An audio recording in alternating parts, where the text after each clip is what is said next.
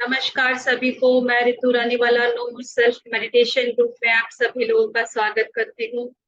और आज हम फिर स्वाध्याय के लिए जुड़े हैं अपनी प्यारी सी किताब मैसेजेस फ्रॉम द 40 मास्टर्स। और इतने सारे मास्टर्स हमें कितने सारे मैसेज के द्वारा कुछ ना कुछ नया ज्ञान दे रहे हैं, और ज्ञान तो हम लेते ही रहते हैं और हम तैयार बैठे हैं हमेशा कि हमें कहीं से कुछ नया मिल ही जाए, कुछ नई किताबें पता पड़ जाए कौन से मास्टर अब हमें क्या ज्ञान देने वाले हैं। तो कोई गेस करेगा? क्योंकि कल हमने बताया था। बताइए जितने लोग यहाँ जुड़े थे कि आज के कौन से मास्टर हैं। अगर किसी ने डिटेल पढ़ी है फ्लायर में तो देखें हम कितने अवेयर हैं हमारे ग्रुप में जो लोग जुड़ते हैं और रेगुलर स्वाध्याय अटेंड करते हैं कि आज कौन से मास्टर हैं। या सिर्फ जूम लिंक टच करते हैं और अंदर आ जाते हैं, या आप पढ़ते हैं कि बाली कौन से मास्टर हैं।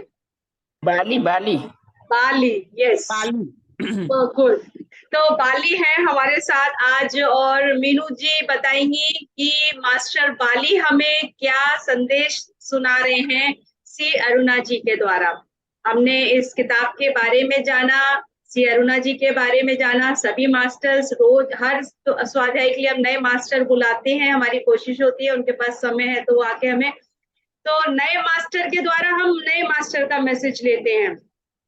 और आज हमारे साथ फिर जुड़ी हैं मीनू गोयनका जी। बाली, मास्टर बाली हमें क्या मैसेज दे रहे हैं।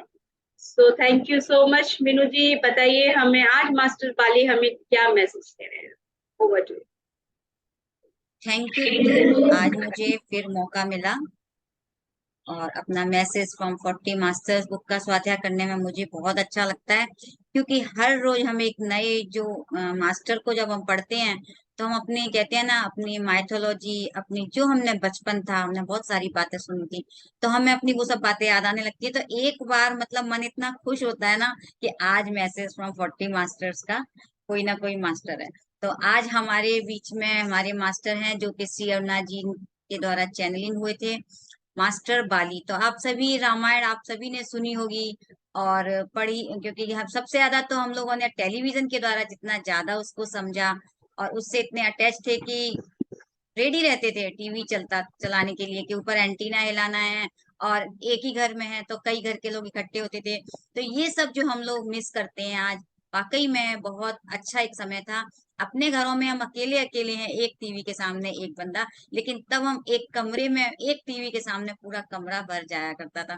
तो वो रामायण का दिन देखिए हम एक लैपटॉप पे 50 लोग भी जुड़ जाया करते हैं, तो समझ वो भी, ये भी बहुत अच्छा है कि बिल्कुल हमें बिल्कुल कहीं जाना नहीं पड़ता और हम एक स्क्रीन पे इतने सारे लोग जुड़ जाते और हैं। तो एक वो एक भी एक अच्छा था, बाली ये भी से अच्छा है। ये भी बहुत अच्छा। एक बाली को सुनने के लिए देखिए आज यहाँ इतने सारे लोग जुड़े हुए हैं और हम उन बाली के लिए मैसेज सुनेंगे। थैंक यू रितु, तुमने बहुत अच्छा मैसेज दिया है कि ये भी कि एक जूम के द्वारा हम सभी यहाँ पर जुड़े हुए हैं। तो बाली जो कि रामायण से सभी जानते हैं कि जब उनको घर से वो वनवास के लिए निकले थे अपने, और हनुमान जी उनको मिलते हैं और हनुमान जी के मित्र थे सुग्रीव।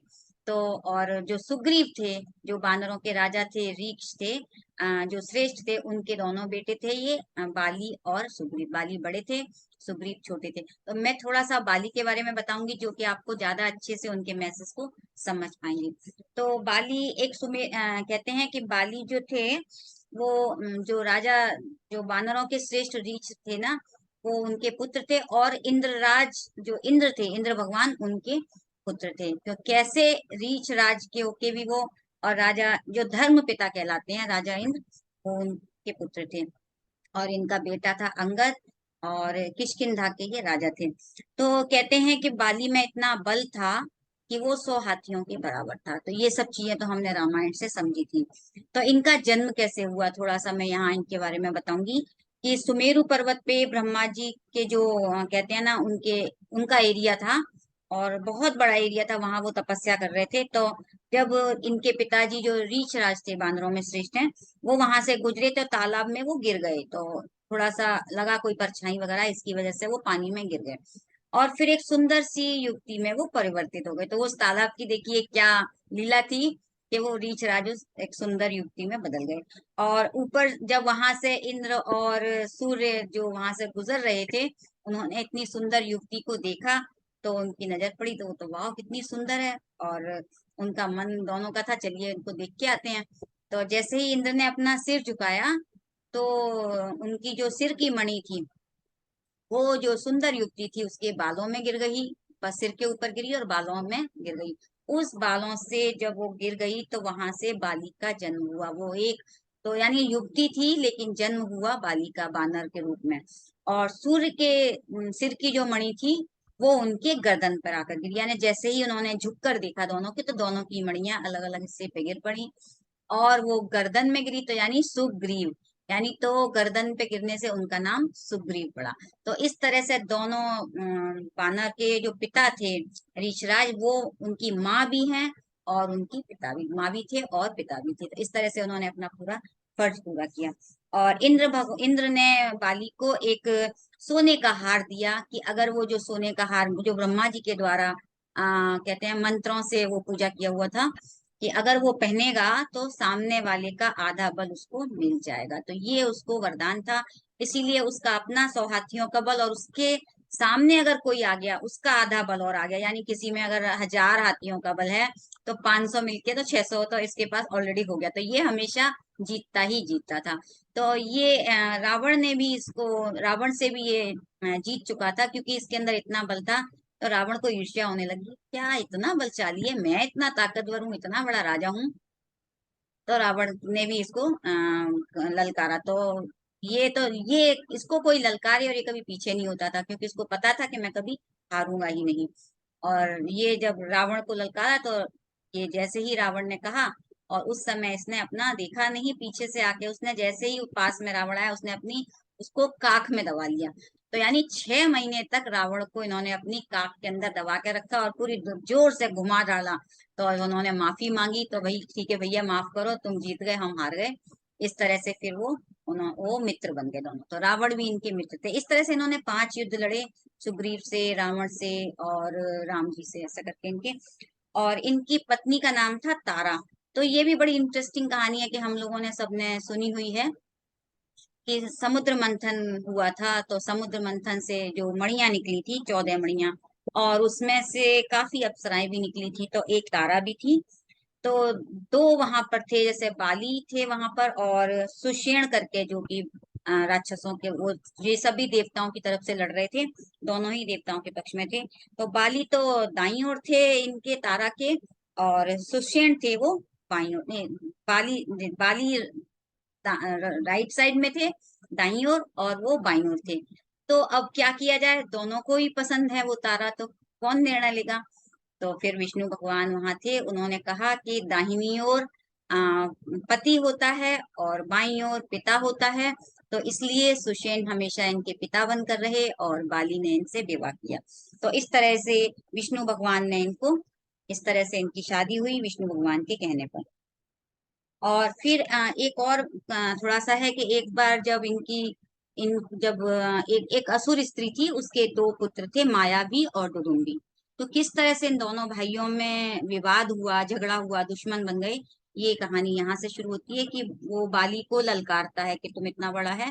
और जब दुदुम्बी उसको ललकारता है तो ये पता था कि ना, दुदुम्बी ने जैसे ही ललकारा तो उसने उसका वध कर दिया। और जो रक्त की बूंदें थी, क्योंकि एक पर्वत था ऋषिमुख पर्वत, वहां पे ऋषि मतंग के आश्रम में जाकर गिरी, वो अपना वहां पर तपस्या कर रहे थे, उन्होंने उसको श्राप दे दिया बाली को कि तुम अगर मेरे दायरे में आओगे तो तुम मर जाओगे। तब से बाली के अंदर एक डर बैठ गया कि मैं भाई उस पर्वत पर नहीं जाऊंगा, अब तो वो उस पर जाऊंगा तो मैं मेरा मेरे को तपस्या कर रहे थे ऋषि, उन्होंने इस तरह से श्राप दे दिया। तो वो हमेशा उस पर्वत पर, ऋषि मतंग का जो पर्वत था ऋषिमुख पर्वत, उस पर जाने से डरता था। तो उसके अंदर जो इतना बल था वो पहाड़ों को इस तरह से खेलता था जैसे कोई फुटबॉल की बॉल खेलते हैं, उसके अंदर इतना बल था पहाड़ों को। और वो जो कहते हैं सुबह जल्दी उठकर पूर्वी सागर से दक्षिण सागर और फिर पश्चिम सागर यानी किष्किंधा से चारों ओर वो चक्कर लगाकर अपना सुबह आ जाता था और थकता नहीं था। तो वो उसके अंदर बहुत शक्ति थी। तो जब वाली ने दुदुम्बी का वध कर दिया तो मायावी जो उसका दूसरा भाई था, उसका जो असुर स्त्री का भाई था, उसने भी उसको ललकारा कि भाई तुमने तो मेरे भाई को मार दिया, अब मैं तुमसे बदला लूंगा। तो बाली और सुग्रीव में तब तक कोई लड़ाई नहीं हुई थी। तो जब दोनों भाई उससे जब उसने ललकारा तो बाली तो पीछे नहीं हटता है, वो तो तैयार बैठा रहता था कि चलो आओ मेरे सामने, और वो डर कर वहां से भागता है। तो जैसे ही बाली और सुग्रीव पीछा करती हैं, वो एक गुफा में जाकर छुप जाता है। और बाली कहते हैं तुम यहाँ गुफा में मेरा इंतजार करो सुग्रीव, मैं अंदर जाके इसे युद्ध करता हूँ। वो जब छुप गया तो उन दोनों में काफी समय तक युद्ध चलता रहा। और फिर सुग्रीव ने कहा भाई क्या बात है, इतना टाइम लग गया, और अंदर से वहां से जो खून भी बह रहा है, बाहर की तरफ बहुत सारा खून आ रहा है, रक्त बह रहा था। भाई इंतजार के बाद जब वो थक गया तो उसने सोचा हो सकता है कि अब बाली का वध कर दिया है उसने, राक्षस ने, कहीं ये दूसरों को हानि ना पहुंचाए। तो वो क्या करते हैं, गुफा के दरवाजे को पत्थर से ढक देते हैं कि भाई चलो, एक उनके मन में एक अच्छे भाव थे, और वो वहां से चले जाते हैं। इस तरह से फिर जब वो वापस आते हैं मन में दुखी होकर के भाई बाली का वध हो गया है, और फिर वो राजा बन जाते हैं। जब बाली को पता चलता है, वो वहां से जब निकलता है गुफा से और वो देखता है अरे सुग्रीव तो यहाँ है नहीं, और वो लौट के जब अपने राज्य में जाता है किष्किंधा में, तो उसको बहुत गुस्सा आ रहा होता है, इतने गुस्से में, सुग्रीव और तुमने मेरे संग ऐसा किया। और उसको भी वहां से भगा देता है अपने राज्य में से, और उसकी पत्नी जो थी, उसकी पत्नी का नाम था रोमा, उसको अपने कब्जे में ले लेता है। इस तरह से ये दोनों भाइयों की लड़ाई शुरू होती है। और सुग्रीव अपने बचाव के लिए कहाँ जाएगा, जहां पर बाली जा नहीं सकता था, तो वो जो ऋषिमुख पर्वत था, वो वहां पर जाकर छुप जाता है। इस तरह से अपना बचाव करता है, और दोनों भाइयों में दुश्मनी शुरू हो जाती है। तो इसके बाद आपको सब रामायण की कहानियां पता है, कैसे हनुमान जी और सुग्रीव में दोस्ती हुई और राम ने उनकी सहायता की, तो ये सब आपको पता है। तो मैं अब इनका मेन मैसेज है, ये बताना इसलिए जरूरी था कि आप बाली के बारे में समझेंगे कि बाली कितना बलशाली था, और उसने अपने भाई के साथ क्या किया, और फिर उनका असली मैसेज क्या। तो वो कहते हैं, इनको चैनलिंग होती है 14 जुलाई 1994 सुबह 11:50 पर श्री अन्ना जी को इनका मैसेज मिलता है। तो बाली कहते हैं हमारा मुंह निकला हुआ था, लेकिन इसका बंदर होने से कोई लेना देना नहीं है, क्योंकि इनकी जो मुंह की बनावट थी वो इस तरह की थी।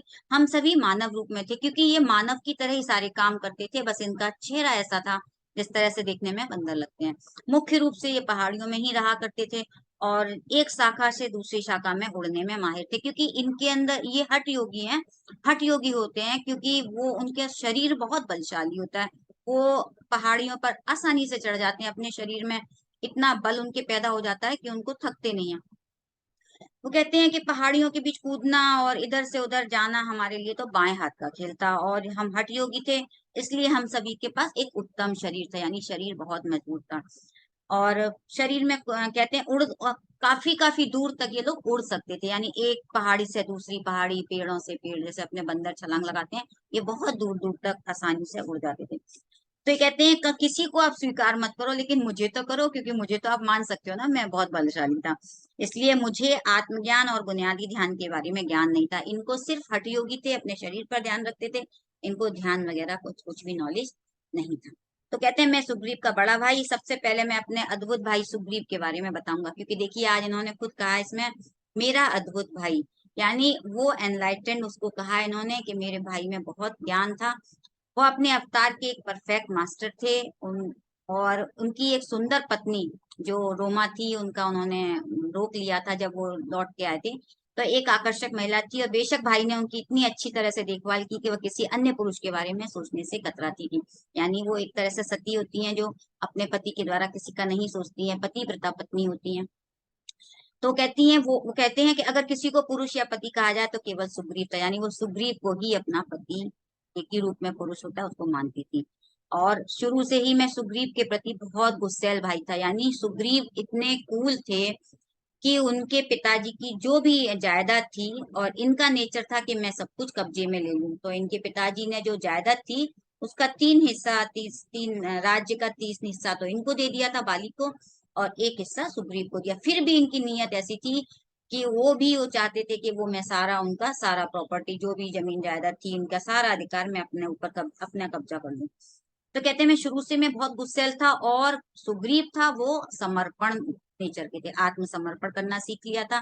कोई ऐसा गुस्सा नहीं करते थे, जो भी कह दिया वो आसानी से मन से, सच्चे मन से मान जाते थे। तो ये उसका सोचते थे कि अरे ये अच्छा तरीका है, ये तो ऐसा है, आदर्श है, व्यक्ति है, मैं इसकी सब चीज, भगवान की नजर में ये अच्छा बनना चाहता है, मैं, और मुझे हमेशा अहिंसा और सहभाजन करने के गुणों के बारे में ज्ञान देता रहता था। मतलब जो अच्छा होगा वो तो ज्ञान ही देगा, और वो तो हमेशा चीजों को कब्जे करने के लिए रहते थे। तो इस तरह से इन्होंने कोई भी संकोच नहीं किया और उनकी जो भी अद्भुत संपत्ति थी उन्होंने अपना ले लिया। तो कहते हैं कि एक अवतार के एक परफेक्ट मास्टर थे और मेरे जैसा धूर्त सत्ताधारी से आप क्या उम्मीद कर सकते हो। अपने खुद के लिए उन्होंने इतना सुंदर गुण लिखा है।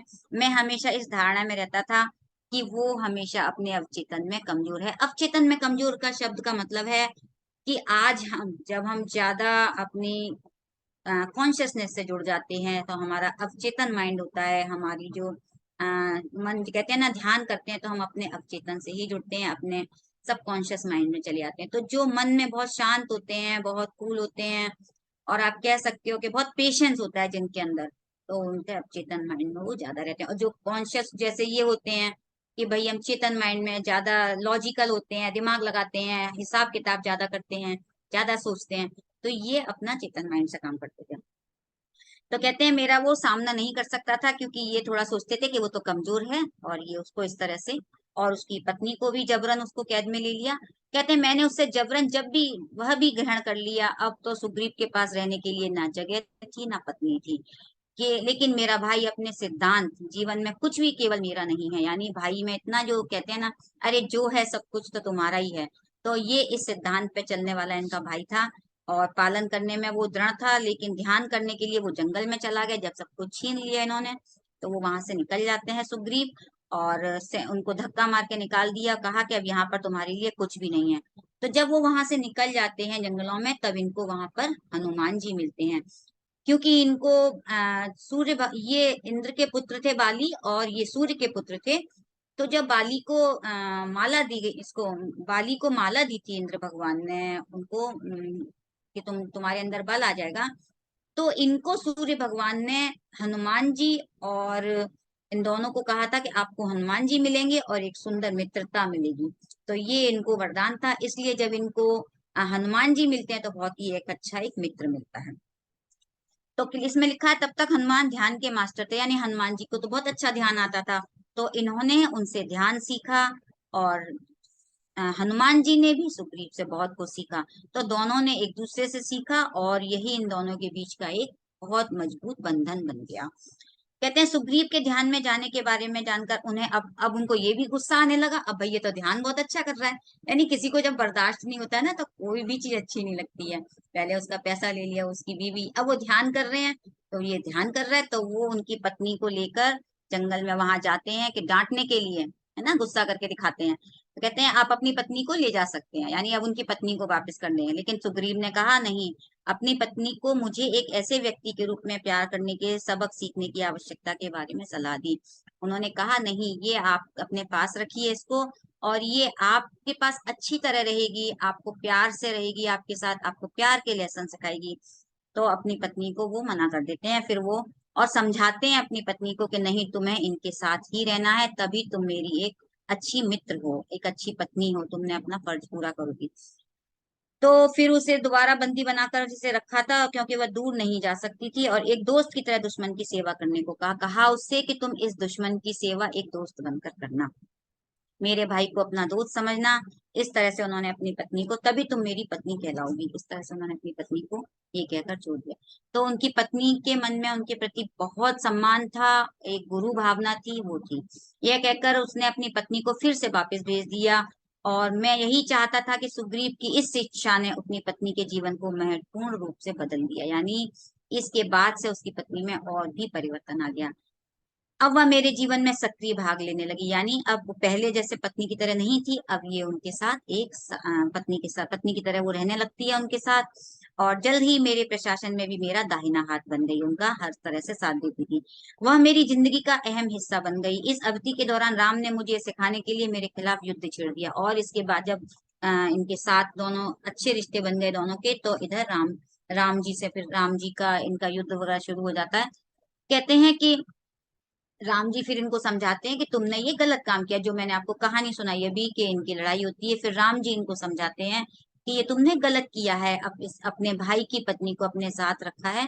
तो राम जी को इन्होंने पूछा था कि आपने मेरा छुपकर वध क्यों किया, क्योंकि इनके सामने राम जी नहीं आ सकते थे। तो आप वीडियो में देख सकते हैं जाकर कि राम जी ने छुपकर इसलिए कहा था कि तुमने अधर्म का साथ दिया है, इसलिए मुझे तुम्हारा वध करना पड़ा। तुमने अपने भाई की पत्नी को, भाई का जो भी सब कुछ था, तुमने उसको बाहर निकाल दिया, तुमने गलत किया, इसलिए मुझे ऐसा करना पड़ा। तब फिर वो माफी मांगते हैं अपने भाई से, और राम जी से बाली माफी मांगते हैं। कहते हैं तुमने गलत किया, और राम ने मुझे व्यक्तिगत रूप से बताने की भी कोशिश की, लेकिन मैं इतनी आसानी से, तो पहले तो सीधी तरह से मानते नहीं है ना, कहते हैं ना कि किसी को समझाओ तो मुंह से समझ में नहीं आता है। तो पहले तो मैं समझ नहीं पा रहा था, क्योंकि एक पत्थर इतनी जल्दी कैसे समझ सकता है।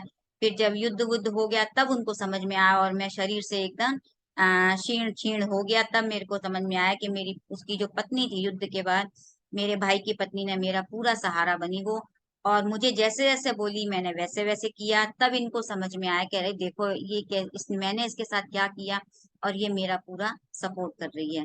तो देखो, हम राज्य, शक्ति, धन आदि के बारे में सोचकर पैदा नहीं होते, वो उसको समझाती है कि हम शायद ही कुछ जानते हैं, यानी वो उसको ज्ञान के बारे में बता रही थी कि ये सब चीजें क्या, आप इन सब चीजों के पीछे पड़े हो, हम इन सब के लिए पैदा नहीं हुए हैं। फिर वो उनको लेके जंगल के पार जाती है, और वहां पर क्या बोलते हैं, जहां हम आपके भाई को देख सकते हैं, तो वहां पे वो सुग्रीव से मिलाने के लिए बाली को ले जाती हैं। और फिर करिए, मैं पूरी तरह से मौत के कगार पर था, यानी पूरी तरह से, अब उनके युद्ध के बाद की बात है ये, जब राम और इनका युद्ध हो गया था। तो वो कहती हैं अपने साथ बिठाकर मुझे ले गई, मेरा पालन पोषण किया, मुझे ध्यान सिखाया। 3 साल की गहन तपस्या के बाद मुझे पता चला कि उनके पति और हनुमान उनके गुरु थे। यानी वो जो पत्नी थी रोमा उसकी, सुग्रीव की, हनुमान जी को और सुग्रीव को अपना गुरु मानती थी, और पूरी तरह से वो मेरा मार्गदर्शन कर रही थी, यानी उनको गुरु मानती थी और इनको मार्गदर्शन कर रही थी। तो यह जानकर कृतज्ञता से अभिभूत होकर मैंने पूछा कि तुम मदद के बदले में क्या चाहती हो। अब उसका मन पिघलने लगा। तो पहले मुझे कुछ भी नहीं चाहिए, क्योंकि मुझसे कहीं ज्यादा ऊंचे पद पर है, क्योंकि कह रही है मैं तुमसे ज्यादा ऊंचे पद पर हूँ, तुम मुझे क्या दोगे।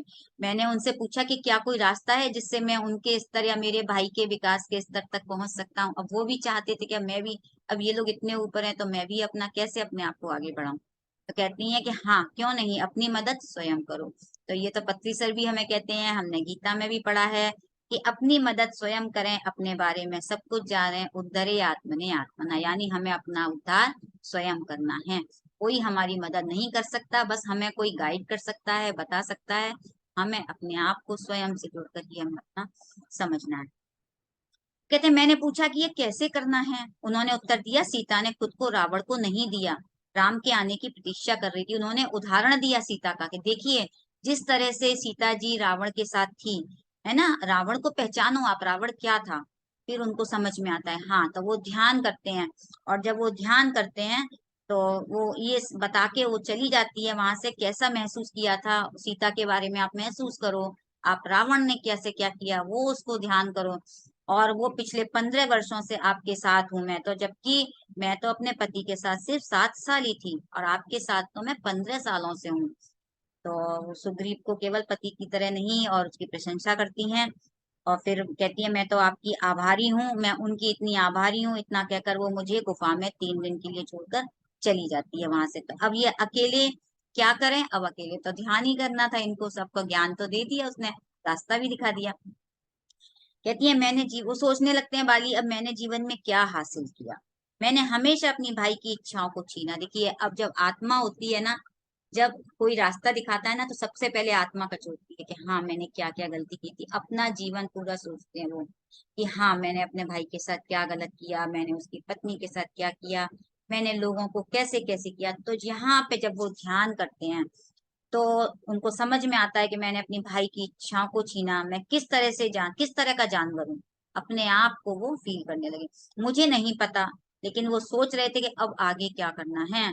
फिर देखते हैं कि मुझे देखने दो रावण क्या है, रावण क्या कर रहा है। अब उनको लगता है, अब उन्होंने रावण के बारे में बोला है तो चलो मैं अब ध्यान करता हूँ। उन्होंने ध्यान किया और एस्ट्रल ट्रेवल करके रावण को, उनको कुछ ही घंटों में उन्होंने रावण को देखा, रावण के बारे में जाना, और फिर अपने सभी दोषों को समझ लिया कि हाँ मेरे अंदर क्या क्या दोष हैं। जब वो वापस आए, फिर उन्होंने ध्यान से जब वापस आए, अपनी आंखें खोली तो देखा वहां पर सुग्रीव और हनुमान जी खड़े हुए थे, उनके चरणों में, पास में भी, उनके पास में ही थे। तो वो कहते हैं अभी अब माफी मांगते हैं वो उनसे, कहते हैं मुझे माफ कर दो, और अपने भाई से अपने उसकी पत्नी के साथ ले जाने के लिए कहते हैं कि ले जाओ अपनी पत्नी को भाई, अब तो ले जाओ। तो कहते हैं अब तो जो भी कुछ किया उनसे, मैंने जो भी कुछ किया है उसके लिए माफी मांग। कहते हैं मैं स्वतंत्र हूँ, अब तक मैंने हर चीज को जो भी महसूस किया है कुछ वर्षों के लिए अब मैं ध्यान करना चाहता हूँ। यानी ये जो उनका जो वध हो गया था उसके बाद की यात्रा है। हम लोग तो सोचते हैं कि वो शरीर त्याग दिए हैं, ये खत्म हो गए, लेकिन उन्होंने एस्ट्रल ट्रेवल करके ये जो बता रहे हैं कि मैं अब ध्यान करना चाहता हूँ, तो वो ध्यान करते हैं। और कुछ वर्षों के लिए ध्यान करना चाहता हूँ और भविष्य के बारे में सोचना चाहता हूँ कि अब मुझे आगे क्या करना है। और यह कहते हुए मैंने सभी सैनिकों और अपने भाई की पत्नी को सबको विदा कर दिया। फिर वो अकेले वहां पर ध्यान करते हैं। तो ये इनका पूरा यहाँ पर था कि इन्होंने सब कुछ होने के बाद जब उन्होंने ध्यान अपने जीवन में अपनाया तो उनके क्या मैसेज आते हैं। कहते हैं मैं अभी भी ध्यान कर रहा हूँ मास्टर।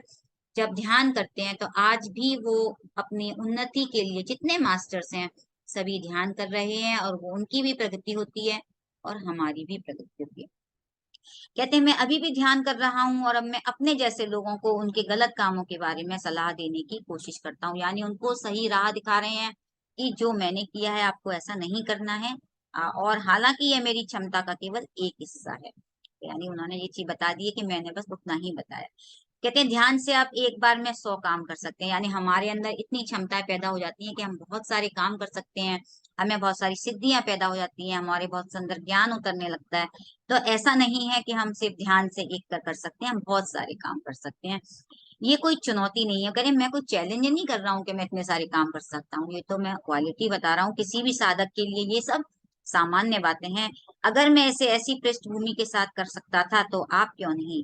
यानी ध्यान करके कोई भी पा सकता है। पत्नी सर ने हमेशा कहा है कि जो मैं पा सकता हूँ वो आप भी पा सकते हैं। जो मेरे अंदर है वही आपके अंदर है। जो मूर्तियों में भगवान है हमारे अंदर भी सब कुछ है। तो हम क्यों नहीं पा सकते, हम क्यों नहीं हनुमान जी बन जाते। हमारे अंदर भी सारी सिद्धियां हैं, हमें बस उनको जागृत करना है। तो कहते हैं कि ध्यान करें और एक बार में 100 गतिविधियों को करने की क्षमता हासिल करें। तो इनका सबसे पहला मैसेज यही है कि मास्टर्स हमें मेडिटेट करना है और अपने अंदर की जो क्षमताएं हैं उनको हमें जगाना है। जैसे मैंने मास्टर्स की पत्नी और रावण के रूप में पाया, जब उन्होंने ध्यान किया तभी उन्होंने इस चीज को समझा था। तो आपके आसपास इतने सारे लोग हैं जो मास्टर्स हैं, उनका मार्गदर्शन लें, अपने जीवन को ध्यान से समृद्ध करें। तो यानी यहाँ पे भी वही बात आई है जो अभी चर्चा चल रही थी कि आपके आसपास जो भी हैं आप उनसे सीखें। हर एक के अंदर कोई ना कोई ज्ञान की बात है। अपने आसपास के लोगों से, आपके आसपास जितने भी हैं जो भी मास्टर्स हैं उनसे मार्गदर्शन लें, उनसे सीखें। तो आप सभी के लिए मेरा यही संदेश है। और आप ध्यानियों के लिए ये खबर हो सकती है कि मैं एक्सिस चेंज के लिए काम करता हूँ। यानी जितने भी हमारी जो मास्टर्स हैं, इस बुक में कई मास्टर्स हैं, ये एक्सिस चेंज के लिए काम करते हैं। यानी हमारी जो अर्थ है वो जो डायमेंशन चेंज हो रहे हैं उसमें सभी वहां पर काम कर रहे हैं प्रगति के लिए। तो मैं लोगों को पृथ्वी छोड़ने के बाद दूसरी दुनिया के साथ तालमेल बिठाने के लिए प्रशिक्षण देने में शामिल हूँ। यह सारी ट्रेनिंग नींद के दौरान की जाती है। यानी ये सारे काम एस्ट्रल ट्रेवल करके करते हैं वो। तो एक बार जब आप यहाँ से वहां चले जाते हैं, यानी हम इस दुनिया से पृथ्वी छोड़ने के बाद दूसरी दुनिया में जाते हैं, वो तो चेतना अपने आप वहां समायोजित हो जाती है। यानी हमारी चेतना वहां पर अपने आप वहां पर जुड़ जाती है। तो दोस्तों वहां आप सभी की शुभकामनाएं, यानी कह रहे हैं अब आप वहां पर जल्दी आइए, आपको शुभकामनाएं। और अब इस अर्थ के बाद से दूसरे डायमेंशन में आइए, दूसरे नक्षत्र पर आपका इंतजार कर रहे हैं। तो शुभकामनाएं, बस इतना ही, अलविदा। मैं आप सभी को कभी ना कभी मिलूंगा, बिल्कुल सही। क्योंकि आज हम ध्यान कर रहे हैं तो एक एक सीढ़ी तो रोज चढ़ ही रहे हैं ना, तो हम भी वहां पहुंचेंगे तो हमें सभी मास्टर्स वहां मिलेंगे। तो thank you Shri Arna ji, thank you वाली और रामायण के सभी पात्रों को जिन्होंने मैंने यहाँ नाम लिया, जो उनसे जुड़े हुए थे। क्योंकि अभी तक हमारे इसमें राम सीता और कई मास्टर्स जो भी रामायण के हैं वो हो चुके हैं। बहुत सुंदर सुंदर मैसेज मिलते हैं। और मुझे जब बाली को पढ़ा तो मुझे लगा हम लोगों ने एक्चुअल में थोड़ा सा ही सीन देखा है, लेकिन आज मैंने जाना वाकई में ग्रेट मास्टर है बाली। तो थैंक यू पत्री सर। और आप सभी को बहुत बहुत धन्यवाद जो पेशेंस के साथ मुझे इस मैसेज के साथ सुना। Thank you Ritu.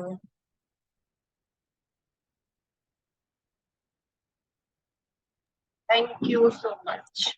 बहुत अच्छे से आपने हमें समझाया और रामायण की कुछ और आपने हमें कहानियां भी साथ में सुनाई ताकि थोड़ा सा हम लोग बेस को समझे कि बाली की क्या स्टोरी रही। तो आप लोग अगर कुछ शेयर करना चाहें यदि तो आप हैंड रेज कीजिएगा, और नहीं तो फिर हम मैं भी आगे। सुनना चाहूंगी कि आप लोगों में से किस किस ने रामायण देखी है अपने समय में, और जिन्होंने रामायण देखी है पहले वो हैंड रेज करेंगे, क्योंकि रामायण यहाँ काफी लोगों ने देखी होगी। सभी ने देखी होगी। हाँ, तो मैं चाहूंगी जिन्होंने रामायण देखी है वो पहले आए। ऐसा होएगा ही नहीं कि राम तो गायत्री जी इसीलिए आपने तो रामायण नहीं देखी, तो इसीलिए तो निर्मला मैं जी चाहती आपने हूँ ना अपना रामायण नहीं एक्सपीरियंस देखी। बताएंगे कि उन्होंने भी देखी है, तो बताइए कौन कौन देखे हैं, मैं भी तो सुनना चाहूंगी। देखिए। सुनीता जी, वंदना जी, दीपा जी, बताइए दीपा जी। आत्मंदन, नीनू जी, रितु जी। आत्मंडल। बाली के बारे में हमने रामायण रामायण तो सुनी है, देखी भी है। और बाली का जहाँ तक रोल है कि वो हनुमान जी के साथ ही थे, और कुछ कुछ कहानियां बस उनके सुनने में आई, बहुत कुछ तो उनका रोल नहीं था रामायण में, तो एक शॉर्ट रूप में था। लेकिन आज जो यहाँ पर आपने जो बाली के बारे में बताया, कुछ कुछ कहानियां आपने जो बताई, इमेजिंग, बहुत अच्छा था। तो हमें भी उससे काफी ज्ञान मिला कि बाली क्या थे, उनका क्या संदेश है। तो बहुत अच्छा आज लगा आज के इस प्लेटफॉर्म पर। तो बस यही कहना चाहूंगी कि अब आगे से हम लोग बाली के ऊपर भी हम लोग थोड़ा सा ध्यान रखेंगे, क्योंकि हमेशा तो रामचंद्र, राम, सीता और राम नहीं, लक्ष्मण। हम लोग हमेशा सुग्रीव को ज्यादा सुनते थे, हाँ, क्योंकि या सुग्रीव या हनुमान क्योंकि जी, वो या राम के हनुमान साथ जी, थे। हनुमान जी राइट। मेन, हनुमान जी फिर और हनुमान जी। हाँ, सुग्रीव के। तो हमें बाली को बाली हम के लोग बारे में कभी इतना उतना, नहीं। बहुत शॉर्ट में उनकी स्टोरी भी बहुत शॉर्ट में है, तो कभी उतना कभी ध्यान नहीं दिया था। लेकिन आज जो मैसेज फ्रॉम 40 मास्टर्स में जो बाली का भी जो एक इतना अच्छा उन्होंने जो संदेश दिया है, तो हमें, हमारे ख्याल से हम सभी पार्टिसिपेंट को पढ़ना चाहिए और ध्यान देना चाहिए। जी जी, हर राइट। मास्टर को सुनना चाहिए, आप बिल्कुल। लोग ना, आप लोग जैसे 40 मास्टर जब फिनिश हो जाए ना, आप वापस से अपना रामायण देखिए, महाभारत देखिए, क्योंकि जब हम महाभारत देखते थे, और देखिए महाभारत पहले उनकी आई बी आर चोपड़ा की, और उसके बाद फिर महाभारत आई थी, 3 बार महाभारत आ चुकी है। लेकिन जब अब हम जैसे गीता पढ़ रहे हैं, तो थोड़ा थोड़ा पढ़ना शुरू किया, या अब हम इस चीज को समझने लगे हैं। पहले हम स्टोरी के रूप में उसको समझते थे कि स्टोरी ये के रूप में, और हमेशा हनुमान जी के ऊपर ही फोकस ज्यादा रहता ऐसा था। लगता था कि हमसे अलग है ये वानर सेना कहानियां, में। और लोग की कहानियां हैं। लेकिन जब आप उनको अब आप सुनेंगे तो आपको लगेगा यही तो आप ही की कहानी है। तो जब आप इसको, जैसे हम लोग यहाँ पे 40 मास्टर्स का स्वाध्याय कर रहे हैं, अब आप कभी रामायण भी देखेंगे ना, तो आप उसमें से एक एक लाइन का अर्थ समझ पाएंगे कि एक्चुअली वो सीरियल नहीं था। वहां से आपको बहुत नॉलेज मिल सकती थी, लेकिन हम लोग तब, मैं तो इनफेक्ट नहीं जानती थी, मैं तो अपनी ही बात करूंगी, आप लोगों की बात की नहीं कर सकती। मुझे भी ज्ञान नहीं था। मुझे भी ज्ञान नहीं हम था। सभी एक ही नाव पे सवार थे। जितना समझ उसको सकते थे अपनी समझ पृथ्वी के सर हिसाब कहते से। हैं ना कि ध्यान बिना ज्ञान नहीं, और ज्ञान बिना मुक्ति नहीं। राइट। तो उसका कारण यही है कि जब तक हम ध्यान नहीं करते हैं, तब तक हमें आपकी खुद की कॉन्शियसनेस का एक्सपेंशन होता ही नहीं है, आपकी खुद की बुद्धि का विस्तार ही नहीं होता। तो आप वो समझना, जो डीप में वो जो बातें हैं, वो कितनी आज की नहीं है, हमने बचपन में रामायण महाभारत देखी, लेकिन आज जाके हम उसका अर्थ समझ रहे हैं। तो आज जब हमें लग रहा है अब थोड़ी सी शायद हमारी चेतना का विस्तार होने लगा है। एक्चुअल में हनुमान जी को ही हम लोग ज्यादा, मतलब मेरा अपना जो मानना है, हनुमान जी को ही हम ज्यादा इम्पोर्टेंस देते थे, क्योंकि वो रामचंद्र जी से के भक्त थे, और इसीलिए उनसे उनका जुड़ाव बहुत अधिक था। इसीलिए हम लोग हनुमान जी हैं, और हनुमान जी के साथ साथ सुग्रीव का भी एक रोल रहा है। तो कभी बाली पे कभी ध्यान ही नहीं गया। वो एक्चुअल में वानर युद्ध के सेना में बारे में ही हनुमान जी पता को ही हम था। लोग ज्यादा, हाँ, हाँ, बिल्कुल, मेन जो तो इनका हनुमान जी युद्ध का हुआ ही था। रोल था, इसीलिए तो ये बिल्कुल वैसे है कि अगर राम जी ने रावण को मारा, तो रावण में तो कुछ था ही नहीं, चलो वो तो विलेन ही था। हमने हमेशा यही देखा, ये तो विलेन ही थे।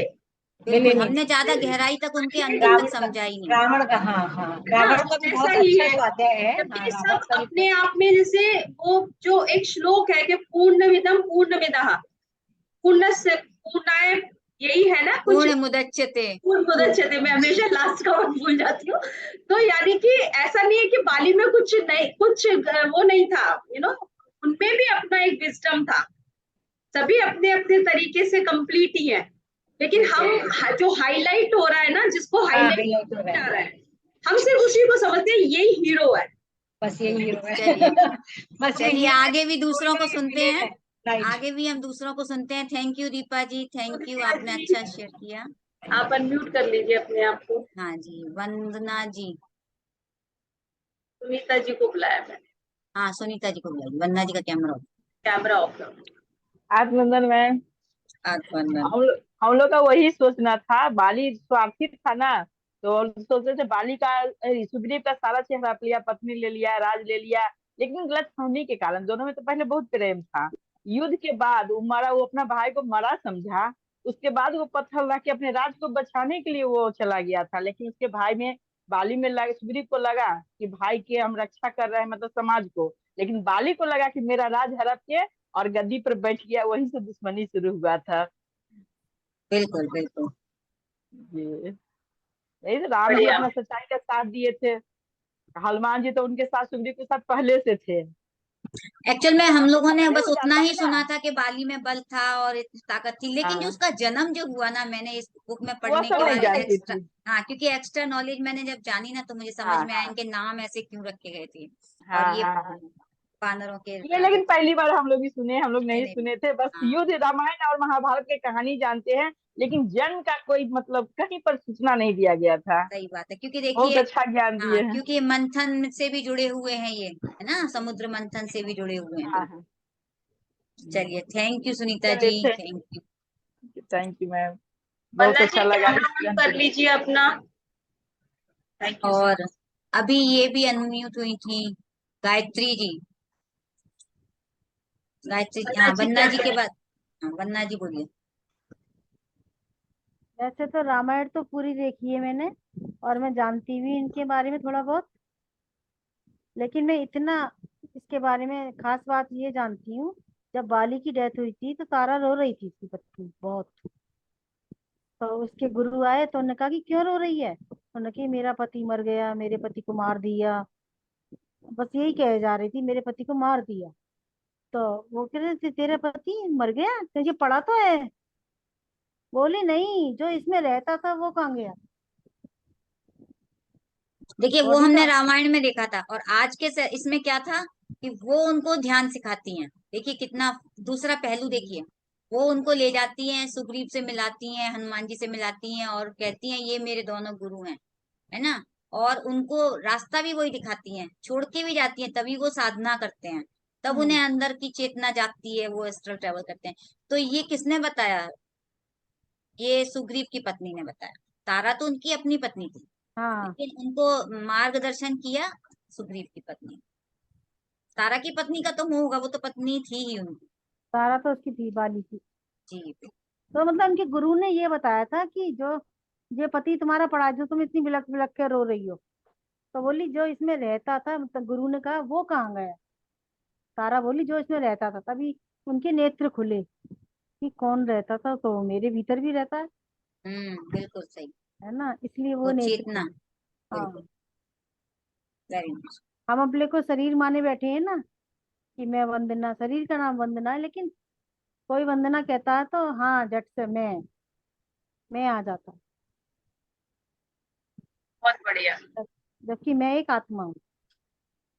जी, यही आत्मज्ञान यही आती है। है। Thank you Vandana ji, thank you. लेकिन अपने स्वरूप में ठहर नहीं पा रहे हैं, जानते तो सब कुछ। ये लंबी यात्रा है, बस चलते रहिए, विचार हम्म। चिंतन मत कीजिए, बस करते रहिए, जुड़े रहिए, है ना। अनुभव लेते रहिए जीवन के मजे जी। से।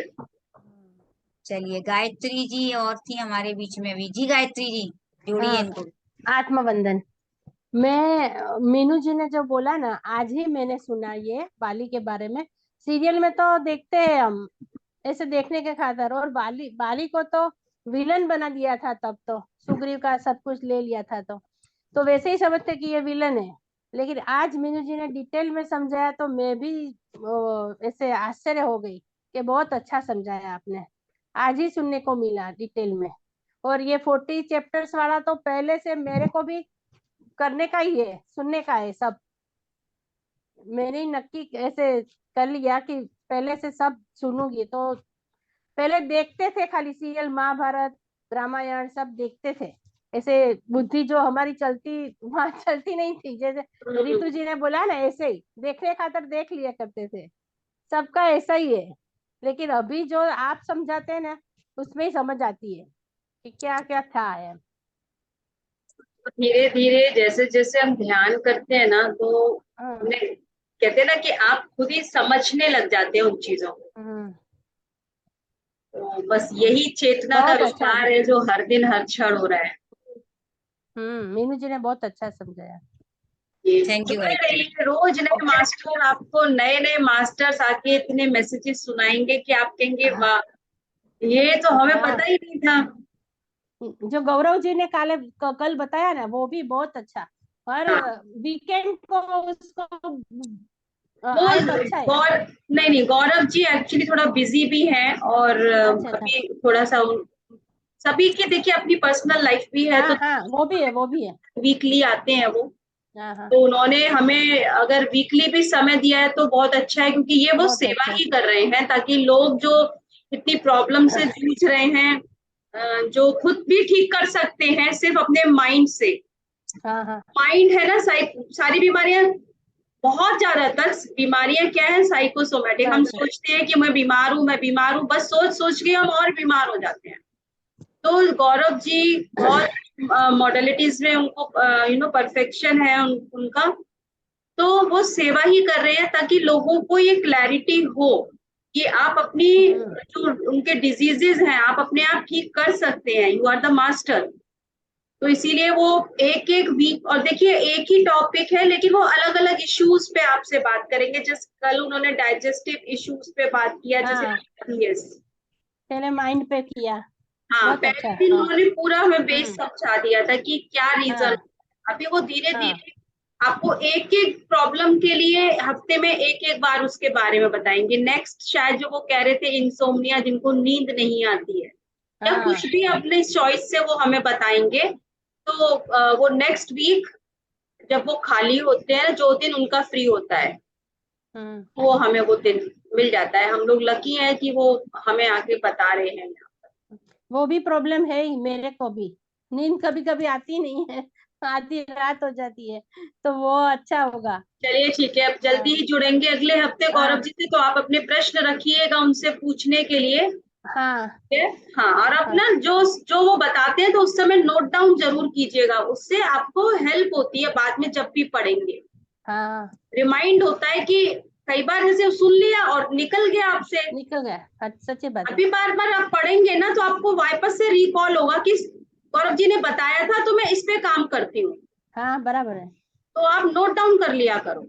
हाँ, ठीक है, तो thank you ma'am. Thank you so much. चलिए अब हम थैंक लोग, चलिए हम और ध्यान कोई की है, तरफ चलते हैं। और किसी का कोई हैंड रेज नहीं है? चलो ठीक है, फिर अब हम ध्यान करते हैं, फिर मैं जी, म्यूट। ध्यान कर। तो हम सभी ध्यान के लिए तैयार हो जाएं। सुखासन में बैठ जाएं, चेयर पर, सोफा पर, आलती पालती मारकर, जैसे आपको आसान लगे। शरीर में कहीं कोई तनाव खिंचाव ना लगे। अपने दोनों हाथों की उंगलियों को फंसा लें। कोई नए लोग हों तो ध्यान दें और पाँव को क्रॉस कर लें, और चेहरे पर एक मीठी सी मुस्कान के साथ अपनी आंखों को बंद कर लें, और मधुर संगीत के साथ हम ध्यान की यात्रा शुरू करेंगे दोस्तों। मुझे वॉल्यूम बता दें। ठीक है, फाइन।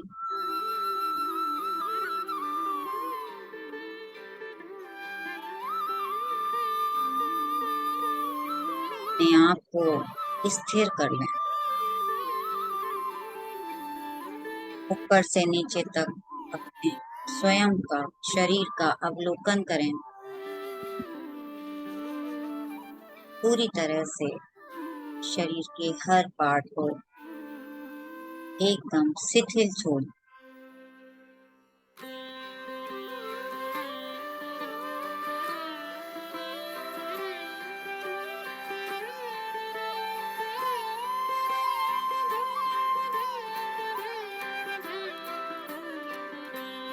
श्वासों के साथ जुड़ जाएं। आती हुई श्वास, जाती हुई श्वास, कोई जोर जबरदस्ती नहीं, सरल सहज स्वाभाविक श्वासें।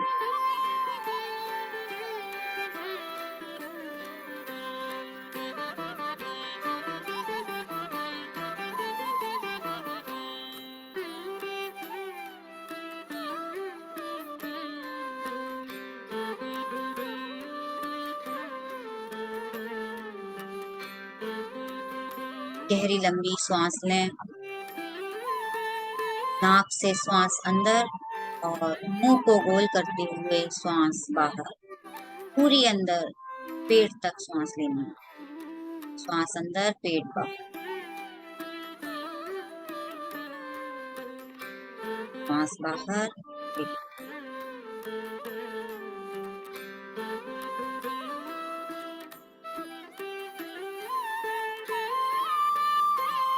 In,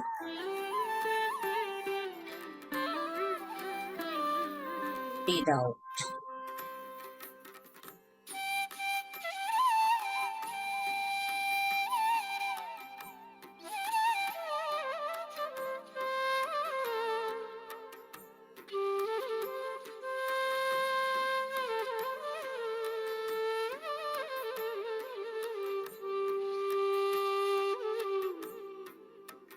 सरल सहज एकदम नॉर्मल श्वासों के से जुड़ जाए।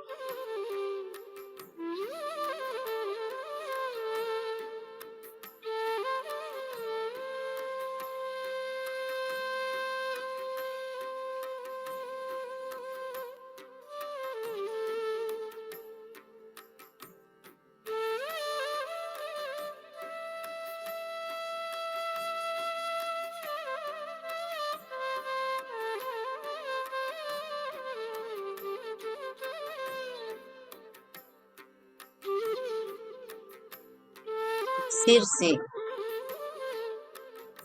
था चेहरा, कान, नाक, सभी को महसूस करें, रिलैक्स हो जाए।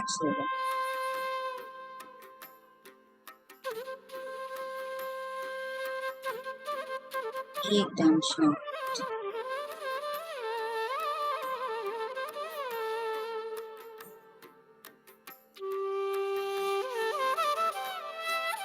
गर्दन,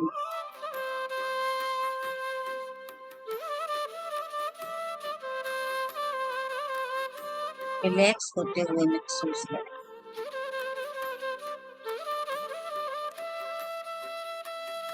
देखें आपके हाथ, लेफ्ट हैंड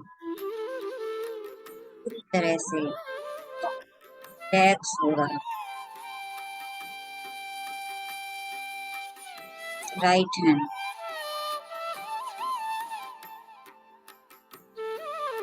रिलैक्स।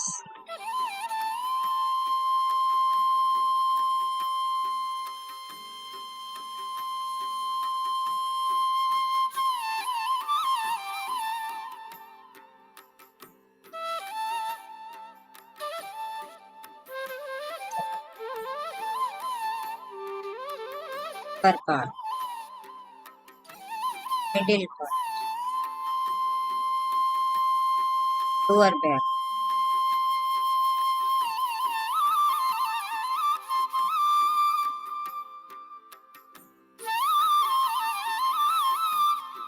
रिलैक्स, इस तरह रिलैक्स।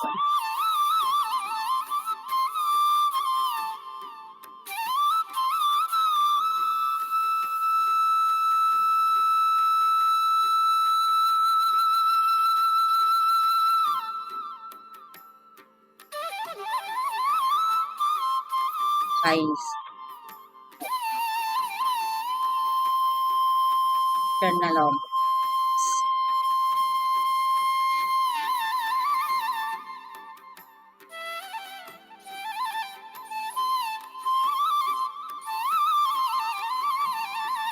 तो रिलैक्स हो रहे हैं।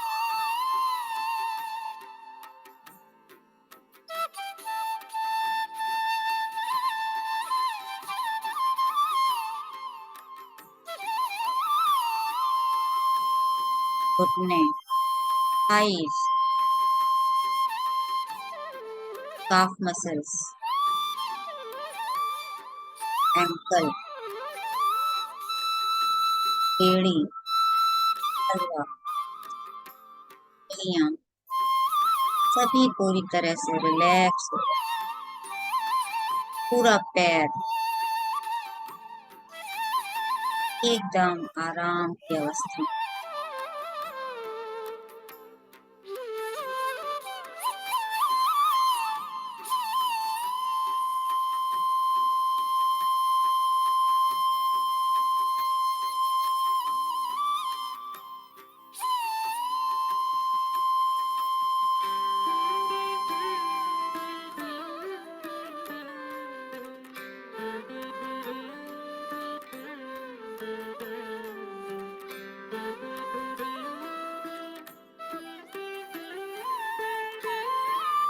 का शरीर एकदम शांत हो चुका है। महसूस करें अपने आप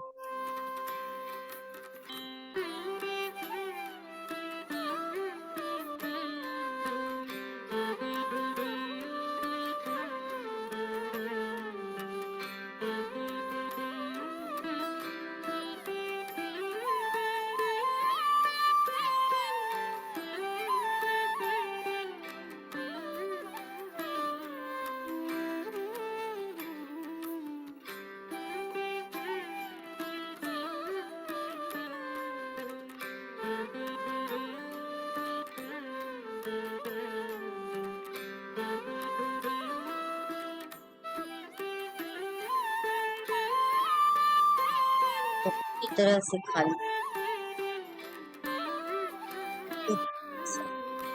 बाहर जाती श्वासों के साथ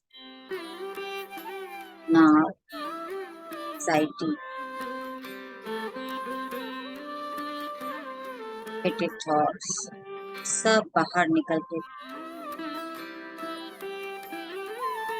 और अंदर आती श्वासों के साथ शांति, सुकून, प्यार, करुणा, सभी पॉजिटिव थॉट्स जो हमारे शरीर को खुश रखे आपके अंदर प्रवेश करते हुए अंदर आती श्वासों के साथ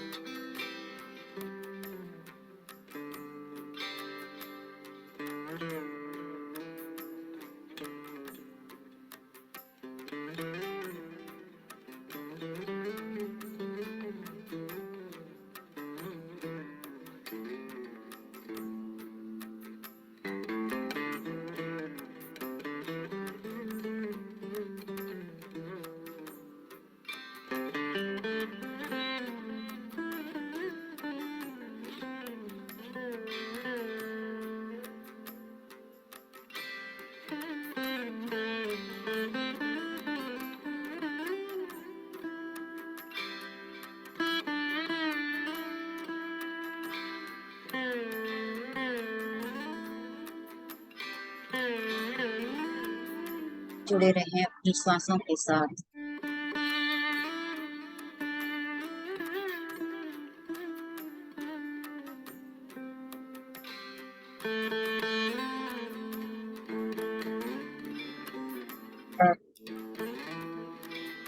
अब केवल अपनी स्वयं अपने आप को जानने,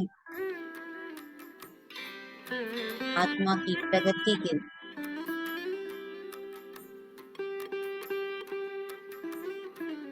स्वयं से जुड़ जाएं।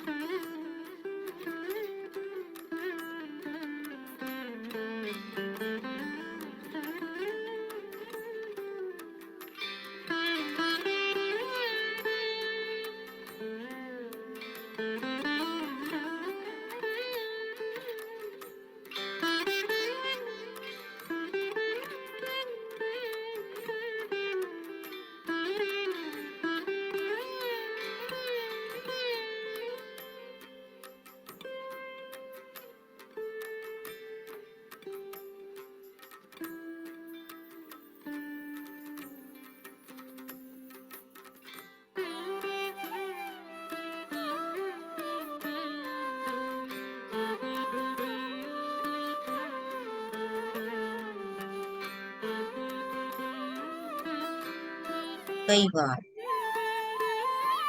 आरती जाप आत्मा का भोजन ध्यान है।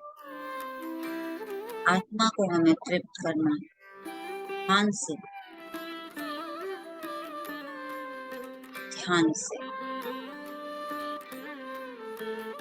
महसूस करते हैं। जब हम ध्यान करते हैं कितना इतनी शांति, इतना सुख,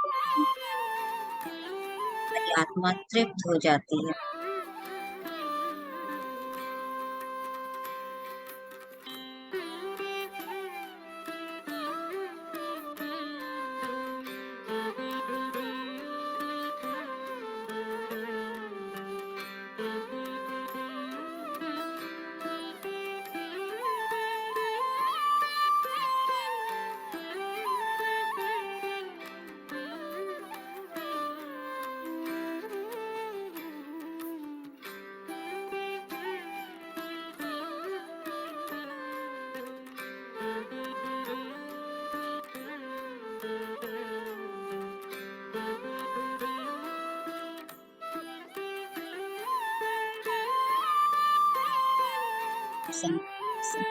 बांसुरी की धुन के साथ और गहरे उतरे और गहरे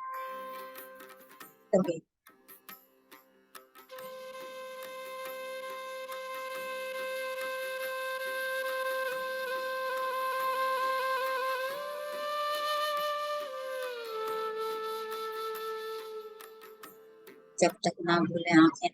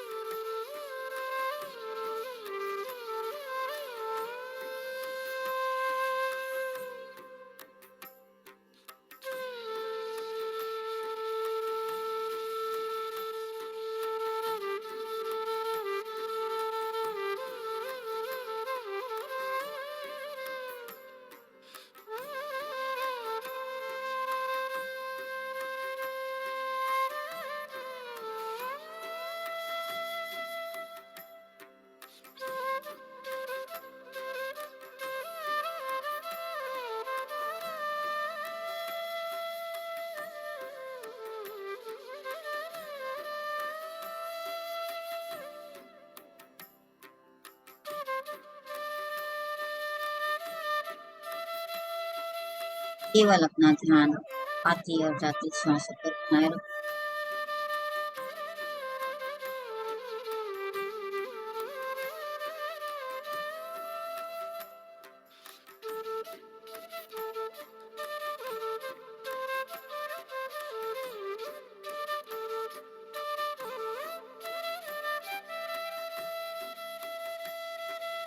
आपके सिर के ऊपर से एक गोल्डन पिरामिड द्वारा एक गोल्डन लाइट आपके अंदर ब्रह्मरंध्र से हो, आपके सिर से हो शरीर में प्रवेश कर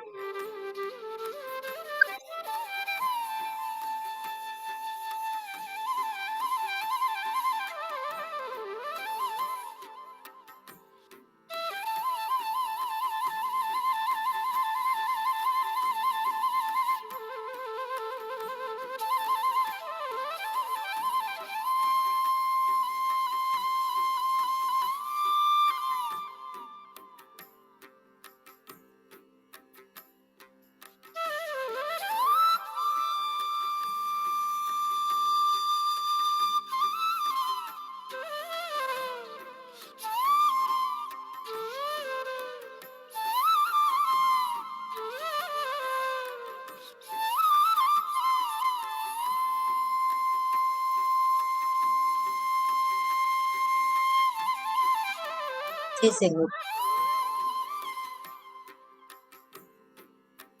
चेहरा सभी से होकर ये गोल्डन लाइट दिव्य ऊर्जा चेहरे से होकर कंधे, गर्दन, चेस्ट पूरी तरह से की जा रही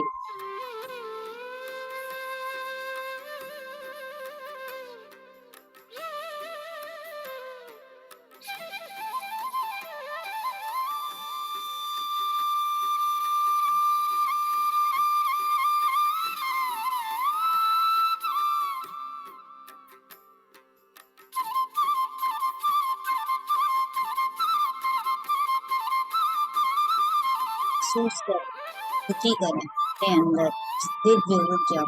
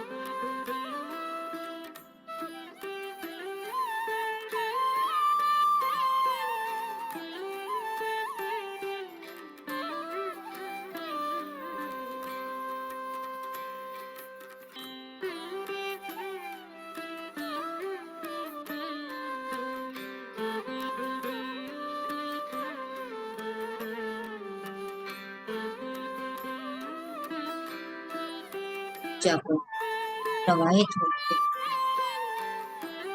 अंदर की ओर महसूस कर।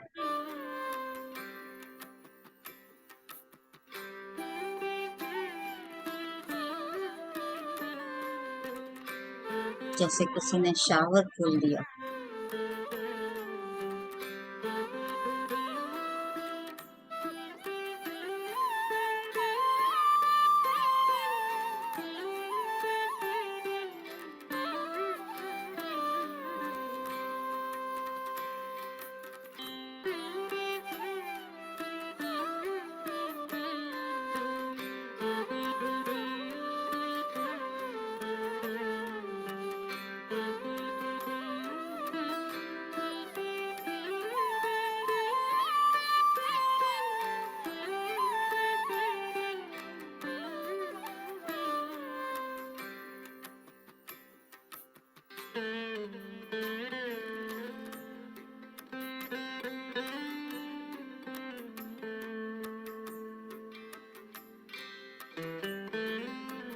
अब उस ऊर्जा को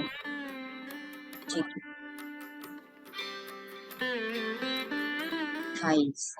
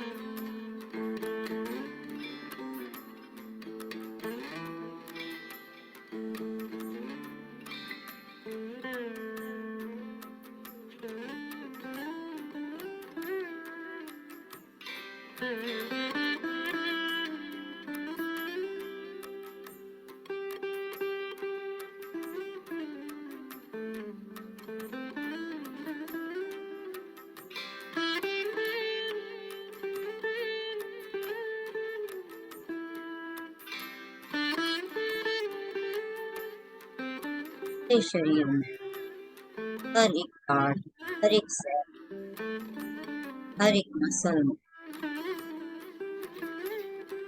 पूरी तरह से येलो लाइट भर चुकी, एक एक सेल जवान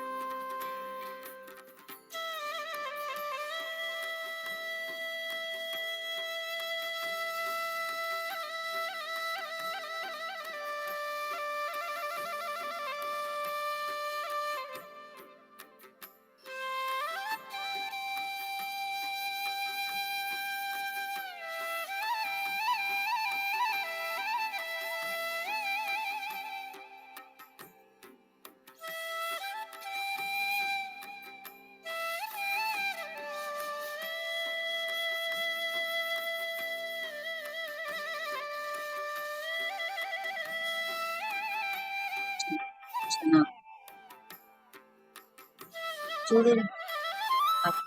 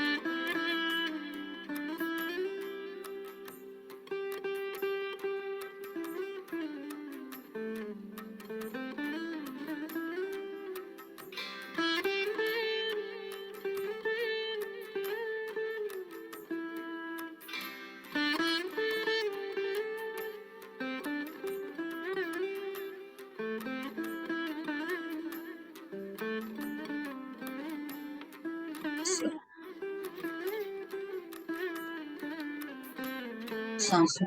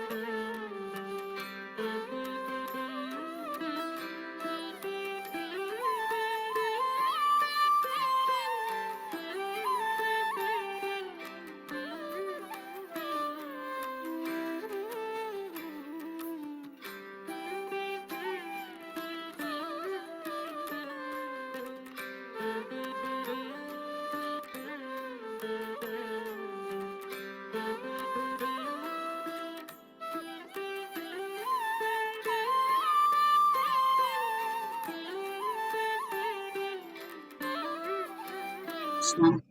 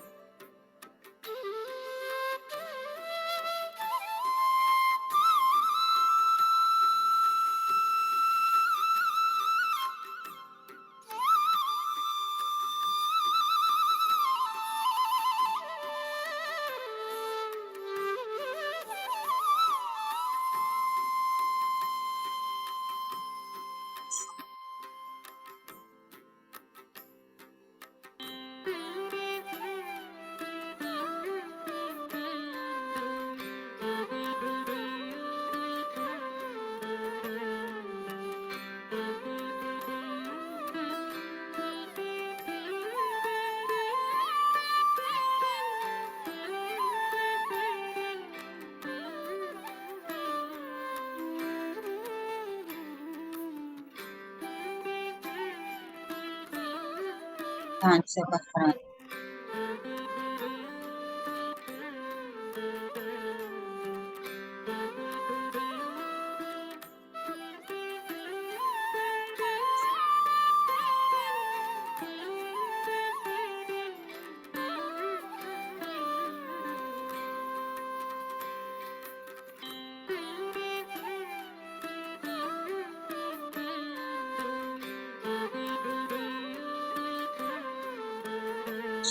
चेतना सजग।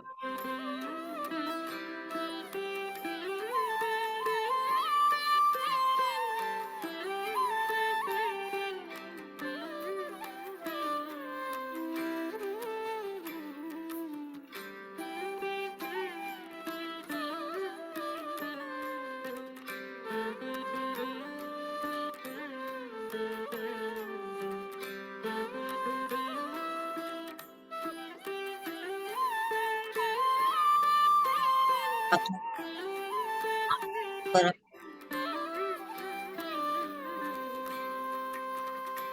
5 3 1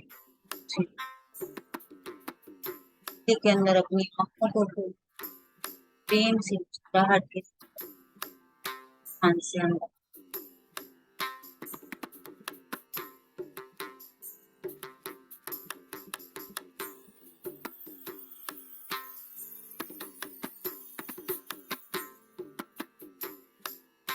प्रतिशत धन्यवाद।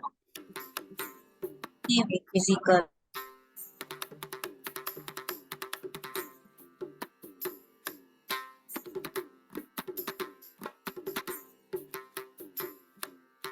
सभी अपने माता पिता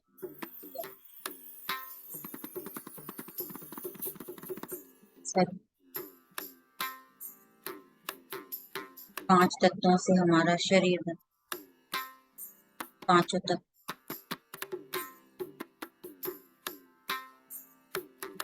इस ध्यान को, इस शांति को जो मैं ध्यान को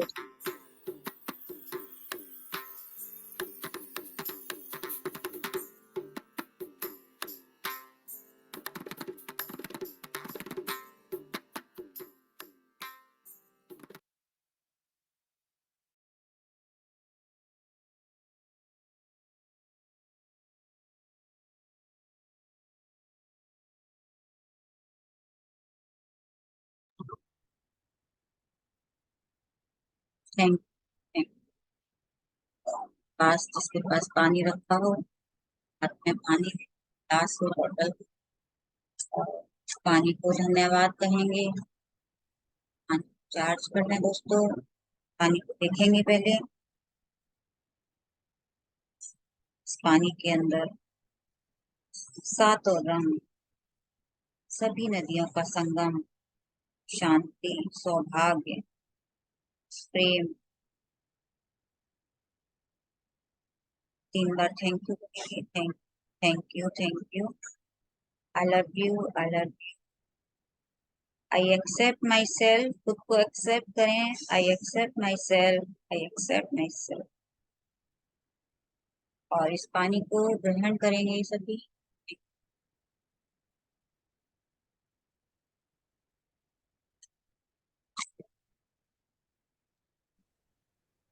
थैंक यू। फ्रेंड्स यदि कोई अनुभव शेयर करना चाहे तो आप एड्रेस कर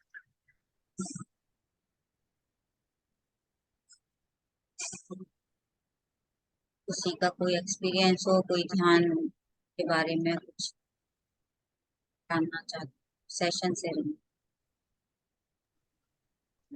परम शांति मिलता है, जी एकदम शांति, एकदम शांति अनुभव होता है। अनुभव में और कुछ नहीं, लेकिन शांति बहुत मिलता है। अच्छी बात है। शांति एकदम तो शुरुआत है। हाँ, सुकून, एकदम सुकून जैसा शांति मिलता है। बहुत गहरा ध्यान लगा। हाँ, thank you, thank you, thank you. हाँ जी मीनू जी, धन्यवाद बहुत बहुत ध्यान के लिए। जी Alka ji, thank you Alka ji. Hello, हाँ जी, ये आपने जो अपना पिरामिड लगवाया, ये कौन सा पिरामिड है जो आपकी बैक पे है, जो भी आप ये कहाँ गुड़गांव से का हैं अलका जी? पिरामिड है। आप कहाँ से हैं अलका जी? मैं तो फरीदाबाद से हूँ, जयपुर आती हूँ बहुत। तो रास्ते में पड़ता होगा। ये नहीं, मैंने देखा नहीं हुआ ना, आप मुझे बताइए, जाके देखें। अच्छा जी, तो ये गुड़गांव में है। मैं गुड़गांव अच्छा, गई ये थी। गौरव का ये वो श्रीवर श्रीवल है। पिरामिड है। हाँ, ये श्रीवर श्रीवर हाँ पिरामिड। जी, ये श्रीवल पिरामिड है, बिल्कुल बिल्कुल। मैंने कहा देखा तो हुआ है, मुझे पहचान में नहीं आ रहा। तो मैंने मैंने कहा इस पिरामिड जयपुर का का ये कोई। बैकग्राउंड लगा लिया। यस, हाँ, बहुत अच्छा, बहुत अच्छा है। मैं गई हुई थी, ठीक है। मार्च में वही थी। तो अप्रैल अच्छा। में, हाँ, तो मैंने फोटो खींच लिया था। मैंने ग्रुप में से वहां पे ध्यान कराया था, पिरामिड पूर्णिमासी से का। ध्यान भी किया था हमने, पूर्णिमा ध्यान। हाँ, उसी दिन का है ये फोटो। हाँ, thank thank you. You. Okay. Thank you so much. चलिए मीटिंग एंड करें, फिर हम कल मिलते हैं। जी जी। कल सभी जुड़िएगा, बहुत इंपॉर्टेंट टॉपिक है, तो फ्लैयर मिल जाएगा आपको, लेकिन सभी जुड़िएगा टाइम से। और अगर 15 मिनट पहले जुड़े तो बहुत अच्छा है, क्योंकि हम लोग